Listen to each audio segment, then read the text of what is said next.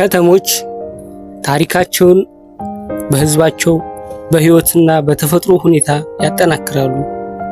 የአጣዬ ከተማም እነዚህን ሁሉ በራሷ የያዘች ናት።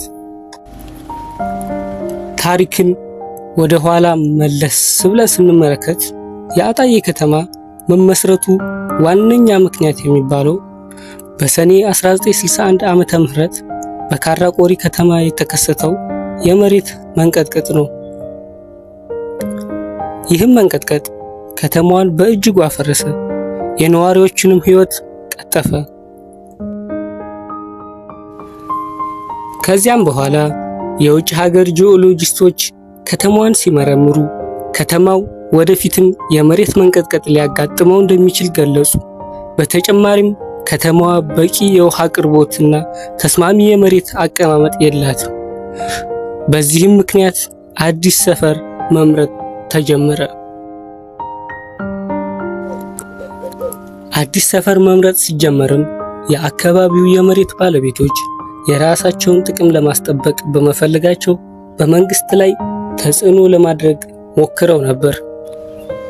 ናደው በለጠ የተባለው የላይኛው አጣዬ የመሬት ባለቤት ከተማው በራሱ መሬት ላይ እንዲመሰረት አስተያየት አቀረበ። ሌላኛው የቆሪ ሜዳ ባለቤት አቶ ደምሴ አባተ በቆሪ ሜዳ እንዲሆን ፈለገ። አሎ ማህጂዶ ደግሞ ከተማው በጃራ ወንዝ ዳር እንዲገነባ ጠየቀ። ከብዙ ውይይቶች በኋላ ከእስራኤል የመጡ የውጭ ባለሙያዎች በመጨረሻ አጣዬን እንደ ተስማሚ ቦታ መረጡ። አጣዬ ከወንዙ በቂ የውሃ አቅርቦት አለው። መሬቱም ለልማት ተስማሚ ሆኖ ተገኘ። ከተማው መመስረት ጀመረ። ከዛም በሰኔ ጥቅምት 1962 ዓመተ ምህረት ላይ ሁለት አርክቴክቶች በልሁ ተሰማና ሙልጌታ ቱሉ የከተማውን ዲዛይን ማዘጋጀት ጀመሩ።